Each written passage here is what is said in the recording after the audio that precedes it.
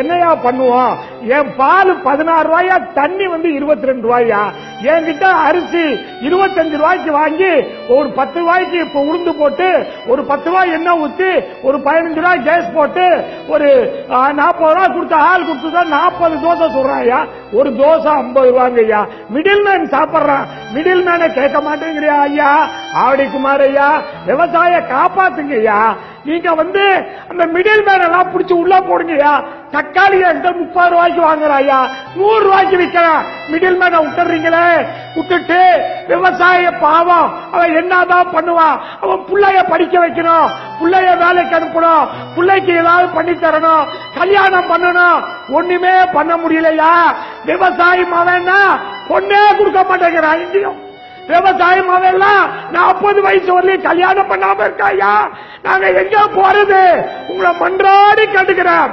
Middle மேனை புடிச்சு உள்ள போடுங்கய்யா. விவசாயிக்கு லாபகரமான வேலை கொடுங்கய்யா.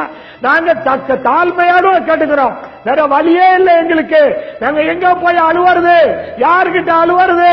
ஐயா சொன்ன மாதிரி கடனை வட்டியை ஒத்தி வச்சாலும் எங்களை காப்பாற்ற முடியாது. விவசாய இன்னைக்கு பேங்க் மேனேஜர் திருச்சியில ஒரே ஊர்ல ஒரு மேனேஜர் கண்ணதாசன், அந்த ஆளு போய் கேட்கிறாரு, சோறு திங்கிறியா, வேற எதையும் திங்கிறியா? உன் பொண்டாட்டிக்கு ஏயா சட்டை, உன் பொண்டாட்டிக்கு ஏன் சேலை இருக்கு, நீ வேஸ்ட் கட்டிக்கிறல்ல, கடனை கட்டுங்கிறாரு. எங்கயா போய் ஆளு வருது?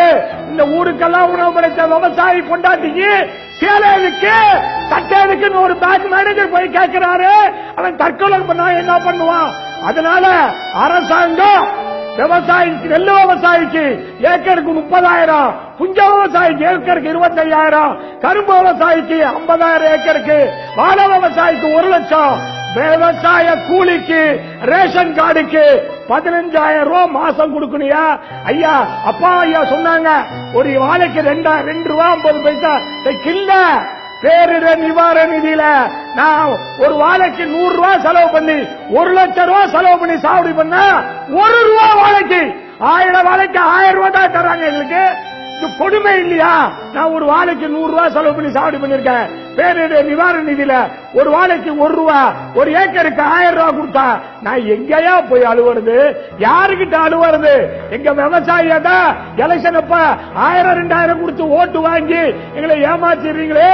நாங்க அதனால எங்களை கண்டுக்கவே மாட்டேங்கிறீங்க ஐயா. நன்றி. மற்றவங்களுடைய கருத்தை கேட்கணும்.